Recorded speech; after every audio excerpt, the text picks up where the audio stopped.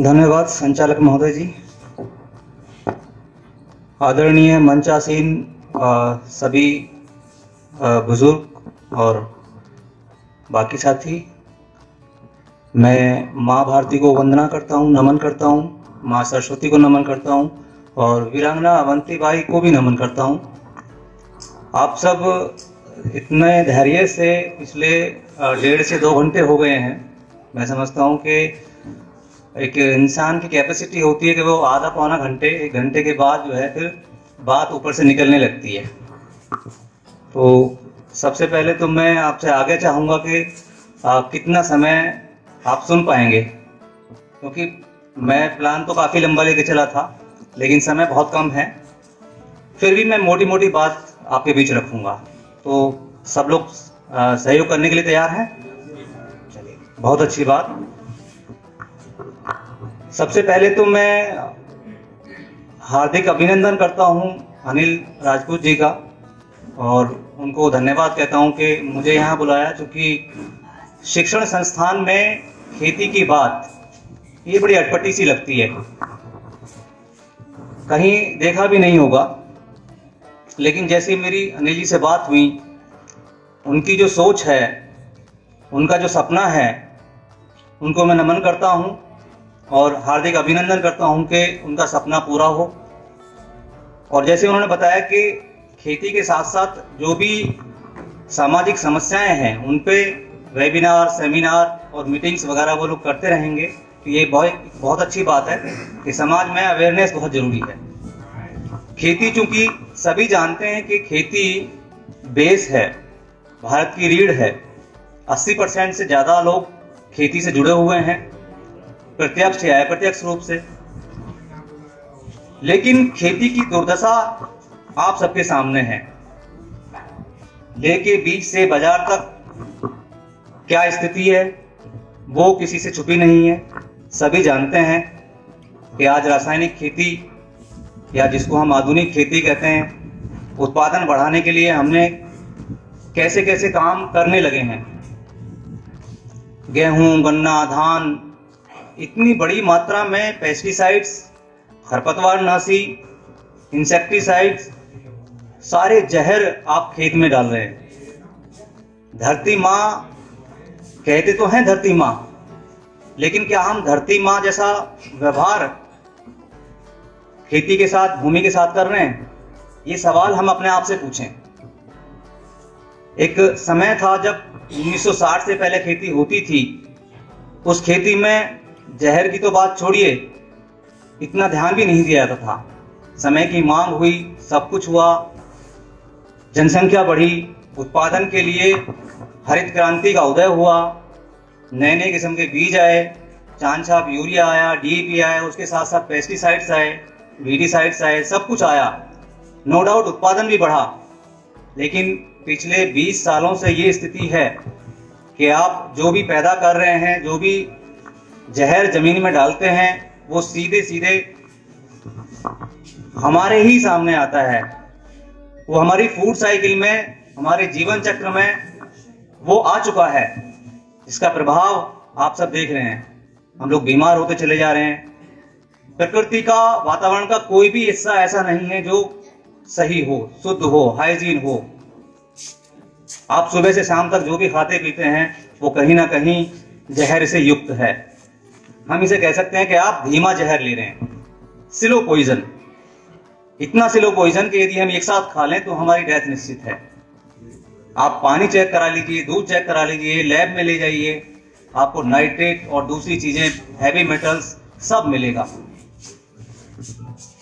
तो ये सब किस लिए? मुनाफा कमाने के लिए।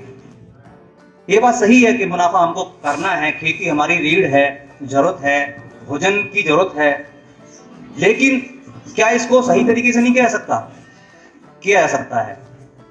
आज तकनीक, विज्ञान, साइंस बहुत डेवलप हो चुकी है।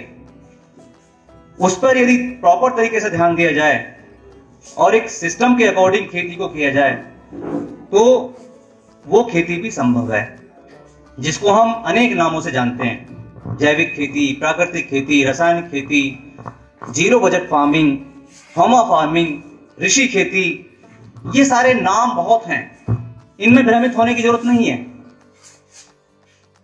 लेकिन मकसद एक है कि खेती और पर्यावरण में सुधार हो। जो चीज आप पैदा कर रहे हैं वो शुद्ध हो, हाइजीन हो, उसे खाने के बाद हम बीमार ना हो, उसे खाने के बाद हम स्वस्थ हों।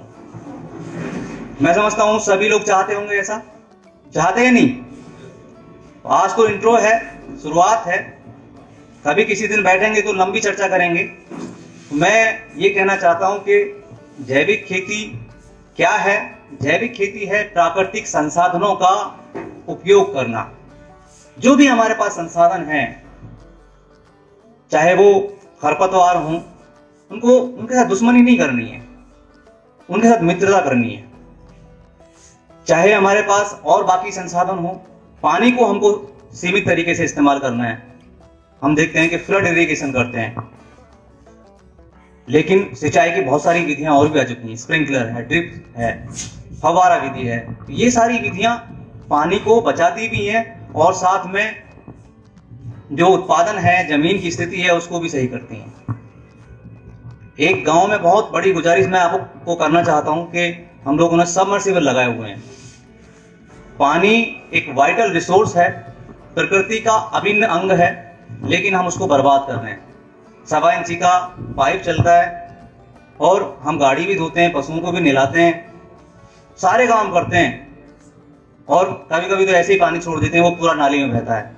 क्या आपने कभी सोचा है कि जब हम कभी बाहर जाते हैं तो पानी को 20 रुपए की बोतल खरीदते हैं, एक लीटर की खरीदते हैं ना, तो कितना पानी हम बर्बाद करते हैं। हमारा क्षेत्र ये मेरठ के आसपास और ये पूरा का पूरा डार्क जोन में आ चुका है। तो पहली गुजारिश ये है कि आप पानी को बचाएं, चाहे खेती में चाहे घर में, क्योंकि पानी बचेगा तो हम जिंदा रहेंगे। हमारा शरीर भी लगभग 80% जो है पानी से ही बना हुआ है, तो पानी को बचाना बहुत जरूरी है। और जैविक खेती का पहला नियम यही है कि पानी को बचाना है। तो जैविक खेती कोई नई विधा नहीं है, सब पुरानी विधि है, बस उसमें अमेंडमेंट करना है, अपने आप को जागरूक करना है और सही तरीके से प्लानिंग के साथ काम करना है। मैं इसकी कुछ छोटे छोटे आयाम हैं, उन पे बहुत 10 मिनट में अपनी बात रखूंगा। देखिए, जैविक खेती या प्राकृतिक खेती करने के लिए सबसे पहले तो कोशिश करें कि हम देसी गाय घर में लाएं। देसी गाय के बिना प्राकृतिक खेती, जैविक खेती नहीं होगी। देसी गाय आपने देखा होगा, मैं अक्सर देखता हूं कि गांव में सबके घरों में गाय तो मिलेगी, लेकिन कौन सी मिलेगी? विदेशी गाय मिलेगी, हॉलिस्टीन फ्रीजियन मिलेगी, या दूसरी जो गाय हैं जो जर्सी है वो मिलेगी, रंग बिरंगी, जिनके कुबड़ नहीं होता, जिनके गले के नीचे गलकंबल नहीं होता। ये गाय नहीं है। ये विदेशों में बहुत सारा दूध देती हैं, हमारे यहाँ आके दूध इनका कम हो जाता है, लेकिन इनके दूध को पीने से 5 तरह की बीमारियां होती हैं, अर्थराइटिस, डायबिटीज और भी कई तरह की बीमारियां हैं जो इससे होती हैं। कोशिश की जाए कि इस गाय को छोड़ा जाए या इस पे जो काम हो रहा है इसको कम किया जाए। देसी गाय कौन सी है? गिर, साहिवाल, सिंधी, थारपारकर, ये हरियाणवी, हमारे यहाँ देसी जो ये यमुना के किनारे मिलती हैं, बहुत सुंदर लगती है देखने में। आप चेहरा देखोगे तो इतना लुभावना होता है। घर में आपने पाल लिया तो समझो घर में समृद्धि आने लगती है। और उसके जो भी दूध भी यदि वो नहीं दे रही है, अगर मूत्र और गोबर भी यदि मिल रहा है आपको, तो समझो वो खेती आपका फ्री में करा देगी। उससे अनेक प्रकार के खाद बनते हैं। धर्मशास्त्रों में, हिंदू धर्मशास्त्रों में कहा गया कि इसमें जितने भी देवता हैं सारे देवताओं का वास है। ये बात सच है, ये बात सच है। आप बीपी के, ब्लड प्रेशर के लिए कितनी समस्या हमारे सामने है, रोज दवाइयां खाते हैं, लेकिन अगर घर में देसी गाय है तो बीपी आपका फ्री में क्योर हो जाएगा। जो गले के नीचे गल कंबल होता है उस पर आप 5 से 7 मिनट सुबह और शाम केवल हाथ से मालिश कर दीजिए, आपका बीपी की समस्या खत्म। अलीगढ़ में एक मेरे मित्र हैं जो आईफोन में जॉब करते थे, तो उन्होंने कुछ समय यहाँ काम किया, उन्होंने गौशाला बनाई हुई है। उसके बाद फिर वो अमेरिका चले गए, उन्होंने गिर गाय वहां पे पाली और वहां पे 60 रुपए पर 5 मिनट के लेते हैं, $60। जिनको ब्लड प्रेशर की प्रॉब्लम है वो सुबह शाम जो है हाथ की मालिश करने आते हैं और $60 एक बार का लेते हैं। तो ये जो टेक्निक है जो हमारे देश की है वो सब विदेश में जा रही है। तो देसी गाय से खाद बनते हैं, तरल खाद बनता है, सूखा खाद बनता है, उसका इस्तेमाल हो सकता है। तो देसी गाय पालना बहुत जरूरी है। दूसरी चीज, हम खेती के 5 आयामों पे ध्यान दें। पहला बीज, दूसरा मिट्टी, तीसरा फसल का पोषण, चौथा फसल सुरक्षा और 5वां मार्केटिंग। ये 5 आयाम है टोटल। पहला जो है वो बीज। हम जब भी बीज लगाते हैं बीज की दूरी का ध्यान रखें, बीज का समय का ध्यान रखें। दूरी पे सब जानते होंगे कि किस तरीके से लगाते हैं, चाहे वो गन्ना हो, गेहूं हो, धान हो। मैक्सिमम बीज लगाने का प्रयास करते हैं, जबकि ऐसा नहीं है। बीज को एक समान दूरी जो पौधे की प्रकृति होती है उसके हिसाब से उसको लगाना चाहिए। बीज को उपचारित करना जो हम नहीं करते हैं, गेहूं लगाएं, गन्ना लगाएं, धान लगाएं, बीज को उपचारित करना बहुत जरूरी है। बीज को उपचारित करने के लिए लस्सी घर में है सबके, छाछ जिनके पशु हैं वो सब रखते हैं। देसी गाय का मिले तो बढ़िया, नहीं तो जो भी मिल रहा है उससे। गौमूत्र है उससे आप कर सकते हैं, गाय का हो तो ठीक है, नहीं तो किसी भी पशु का चलेगा। इसके अलावा बीजामृत बनता है, उसमें 5 किलो गोबर होता है, 50 ग्राम चूना होता है, उससे आप उपचारित कर सकते हैं। कुछ ना हो तो बाजार में सूडोमोनास है, ट्राइकोडर्मा है, कृषि रक्षा इकाई भी मिलता है, सब लोग नाम जानते हैं, आप उससे उपचारित कर सकते हैं। राख से उपचारित कर सकते हैं। बीज में बीमारी बैठी होती है, रोग को आने से पहले रोको और कीट को आने के बाद, लेकिन होता उल्टा है। हम लोग रोग को पहले रोकने की कोशिश नहीं करते और कीट को पहले रोकने की कोशिश करते हैं। रोग होता है बीज के अंदर, मिट्टी के अंदर। तो बीज को उपचारित करें, पौध को उपचारित करें। उसको उपचारित करने के लिए बाजार में केमिकल्स का इस्तेमाल ना करें। केमिकल्स 15-20 दिन काम करता है, लेकिन जो देसी नुस्खे हैं वो लंबे समय तक काम करते हैं। तो बीजामृत, लस्सी, गौमूत्र, इनसे आप बीज को उपचारित कर सकते हैं। मिट्टी को उपचारित करना बहुत जरूरी है।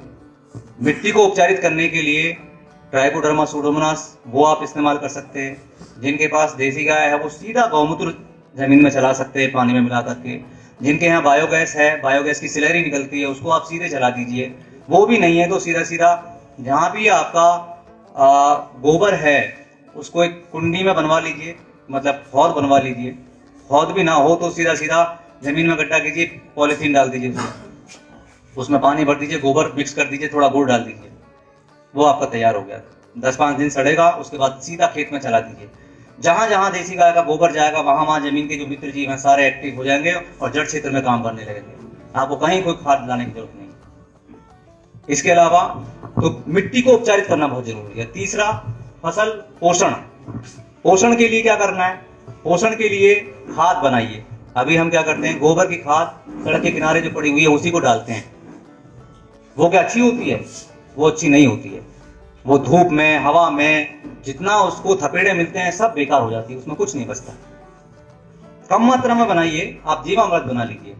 आपने अगर सुभाष पालेकर की विधि को जाना होगा, अगर इंटरनेट पे भी देखेंगे तो उन्होंने बताया जीवामृत बनाइए।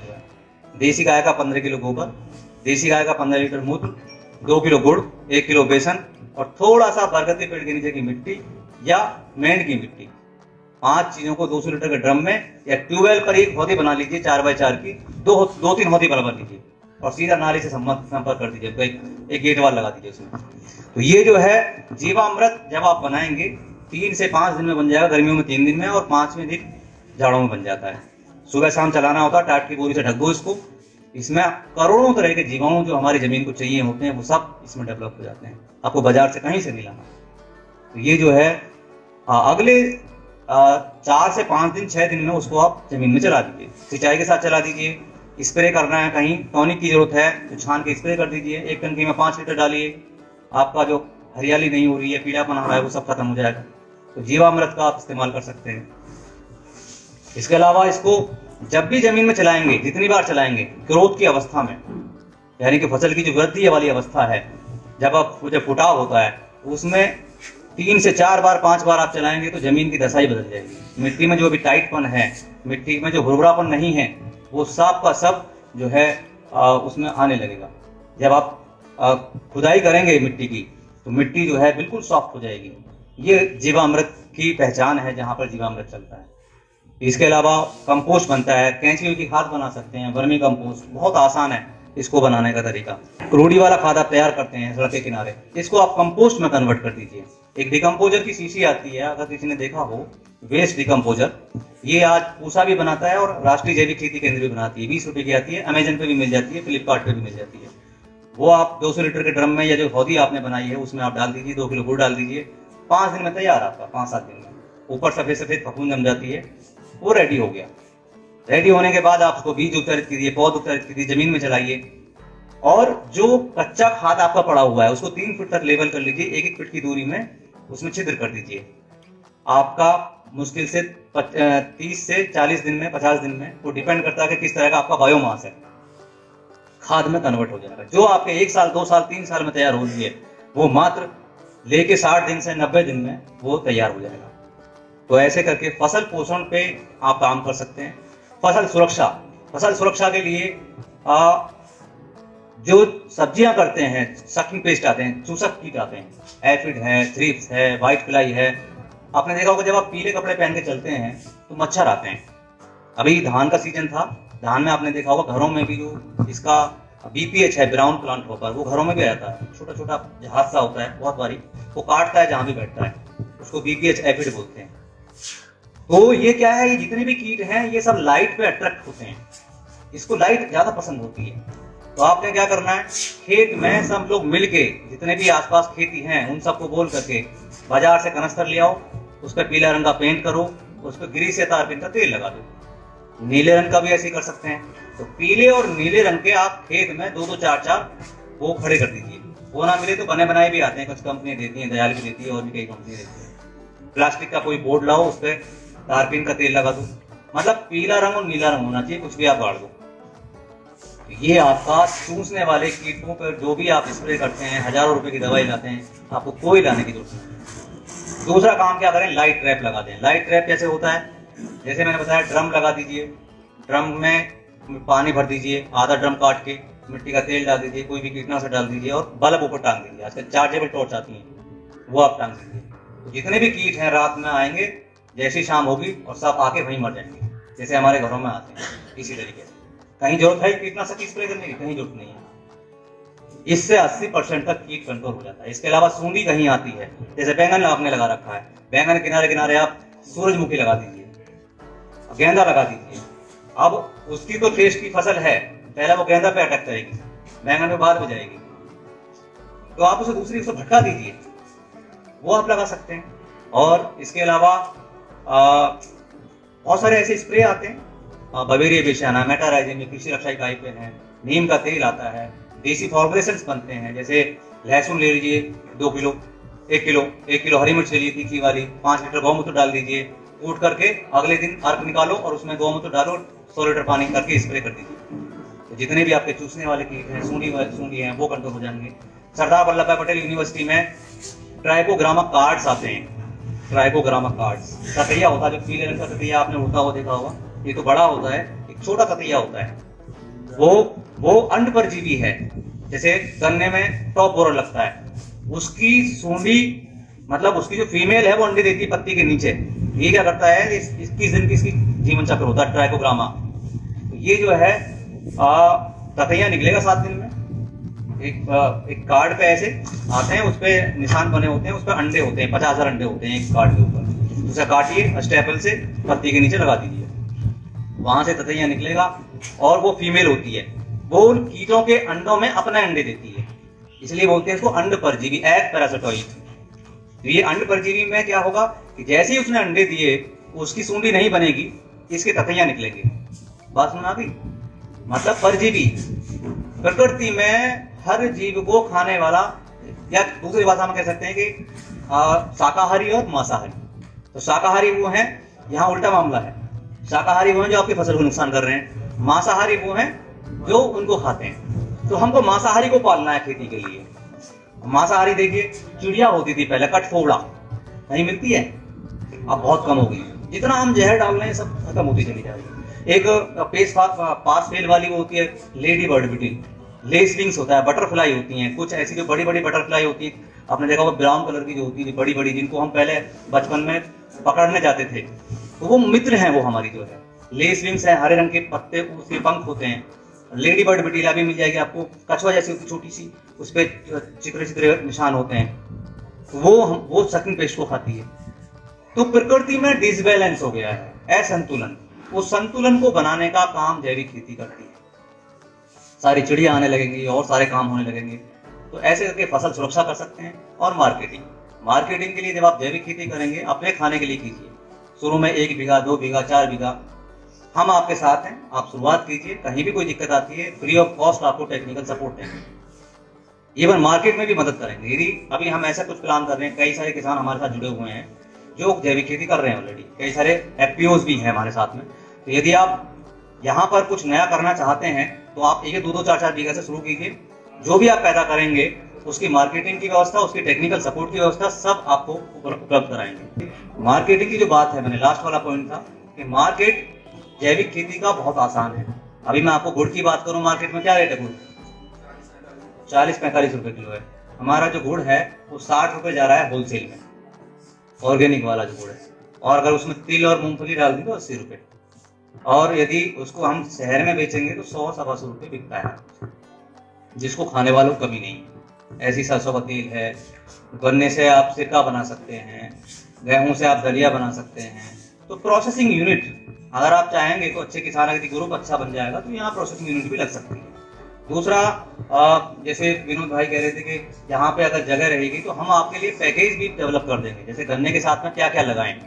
अभी जैसे गन्ना अक्टूबर की सोइंग में मैं आपको बताऊं 30, 40, 50 पे गन्ना एंड हो जाता है इस क्षेत्र में। 50 कुंटल पर बीघा, इससे ज्यादा नहीं निकलता है। 60 कुंटल पर बीघा बस। मैं आपको बताऊं ऐसे ऐसे किसान हमारे पास हैं जो 5 फीट की दूरी पर गन्ना लगाते हैं और 150 कुंटल, 120 कुंटल गन्ना निकलता है पर बीघा में। 100 मतलब 85 कुंटल से लेकर के 120 तक तो रिकॉर्डेड है। और आगे भी बढ़ सकता है। वो डिपेंड करता है कि आपकी जमीन की कंडीशन कैसी है, उसमें आपने क्या क्या एक्टिविटी की है। इसके साथ आप दूसरी फसल लगा सकते हैं। जैसे एक मैंने अपने चैनल पे डाला हुआ, अनुज कुमार जी हैं पड़ला 12 के किला रोड पर, उन्होंने गन्ने के साथ में केला लगाया हुआ है। और 1 अक्टूबर की सोइंग के साथ में गन्ना 5 फीट की दूरी पे उन्होंने उसके साथ में पहले गोभी ली, उसके बाद फिर प्याज लिया और तीसरी बार धनिया लिया।